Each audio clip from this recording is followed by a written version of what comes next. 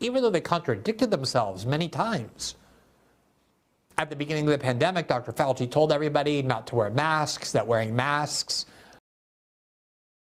as a means to protect yourself against COVID was unscientific and counterproductive. Then a month later, he said, anybody who doesn't wear a mask is acting irresponsibly. They contradicted themselves. They issued all sorts of statements that proved to be untrue.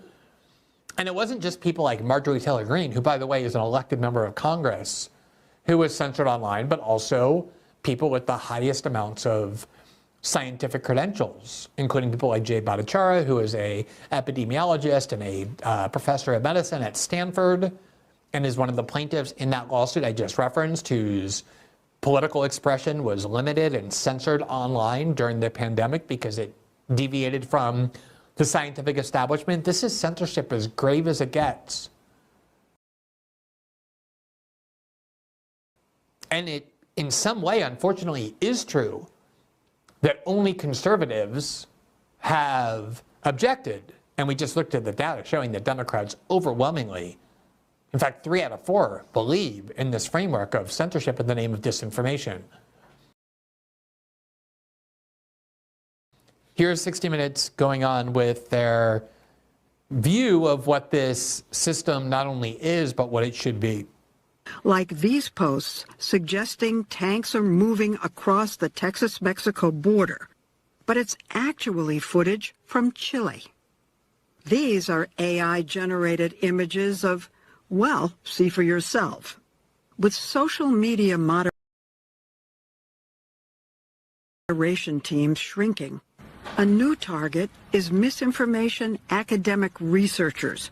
All right, now let me just go back here. This was an example of completely random people online who posted a video of tanks rolling across the southern border, and when in fact, as she said, it wasn't really that. These are And then here was a image, an obviously false image of Joe Biden and Donald Trump standing next to one another. And again, it was a completely false image. And if you look down at the bottom, you see that it was liked by a grand total of 2 people. So they're picking out these extremely inconsequential instances of disinformation to try and claim that the culprits are American citizens. These are the same media outlets that lied the country into a major war, the invasion of Iraq, by spreading disinformation far more damaging and egregious than anything they're showing on the screen. That the government of Iraq secretly possessed nuclear weapons and was in an alliance with Al-Qaeda. They misled people into believing that Saddam Hussein had participated in the 9/11 attack, something they knew they needed to do to convince Americans to invade Iraq as a response to 9/11. They're the people who lied to the American public in 2016 that Donald Trump had colluded with and worked with the Russians to hack into the DNC emails in 2020. Again and again and again, these are the people from whom the far more consequential disinformation is emanating.